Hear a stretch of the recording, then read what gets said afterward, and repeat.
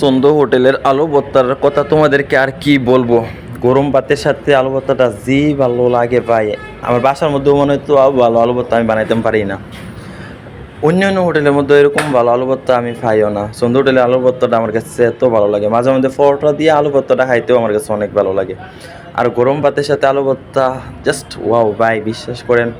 তো আমি রাত্রের এখন 12টা বাজে, আমার বন্ধুদের সাথে এখন হোটেলের মধ্যে খাওয়া দাওয়া করতেছি। এই যে আমার বন্ধু কার্টুন দেখে আর ভাত খা, তো আমরা খাওয়া দাওয়া শেষে এখানে মিররটার মধ্যে কিছু ভিডিও করতেছি। বাইরে ভাই আইনের আর লাইটিং এত সুন্দর করে করে রাখছে, কিন্তু আমরা মোবাইলের ক্যামেরা এত একটা কোয়ালিটি ফুল না, তারপরেও মোটামুটি আমরা কিছু ভিডিও করছি ওখানে গিয়েছিরা। আর ভিডিও করার পর আমি গেছিলাম একটা সিনেমাটিক ভিডিও করার লাগিয়া, কিন্তু ওখানে ওয়েদারটা এত একটা ভালো না, যার কারণে আমার আর সিনেমাটিক ভিডিওটা করা হয় নাই। তারপর দোকানের মধ্যে ইয়া কি অবস্থা হয়েছে তোমরা শোনো।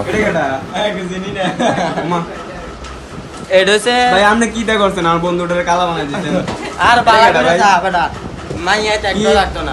কি ফেসিয়াল করলেন? হাতের একবারে কালা বানাই দিতেন। কালা মানে তুই দেখ বেটা বালা করে চা চুমা দে।